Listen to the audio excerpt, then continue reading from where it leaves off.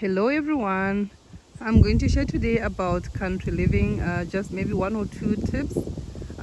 One of the things that we are called to as Christians, Adventists, is country living, so that we can have more time with God, so that we can learn to rely on ourselves by producing food for our families and to be able to share with others. And there are some things that you need to consider when looking for a country home, like where we are right now. In terms of neighbors, we have in front of us here is just a field. We don't have any immediate neighbor on the front side. They are way far on the corner there. And then also one thing that you can consider is the privacy of your area in terms of coverage. Like when you enter into our main gate here, this is our main gate leading all the way to the house. You won't be able to see the house really, and we enjoy that privacy kind of thing. And as you walk through in the property, we have this little trail here. Nice trees, they have grown and they give nice coverage as to walk through nature, enjoying the beauty of what God has given us. And in winter time, of course, it looks way different. The trees are so thin and gray, but you can see the beauty. And I'm heading towards the other side just to show you our neighbor on one side. And before getting to that area, the other side, or where we have our neighbor, we are so blessed because this is our sister from church, so she's our neighbor on the other side. And to the back of our property is just the big field, so we really don't have like neighbors on the three sides per se, except here. I'll show you in a bit. Our neighbors is an old church property, and to the church property there is also a graveyard.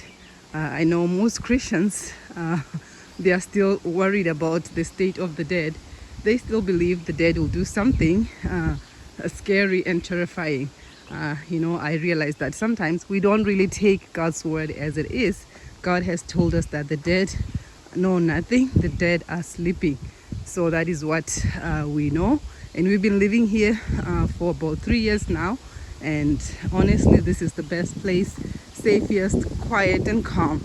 So yes, on this side, this is our neighbor. This is an old church. It's no longer in function. It's just a historical event place. Yes, so that's the old church, and that is the graveyard. Just we are hanging close to this.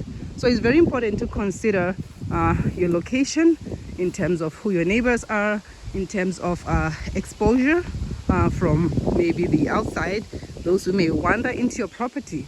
So those are some of the things that you may consider when you look for the country home.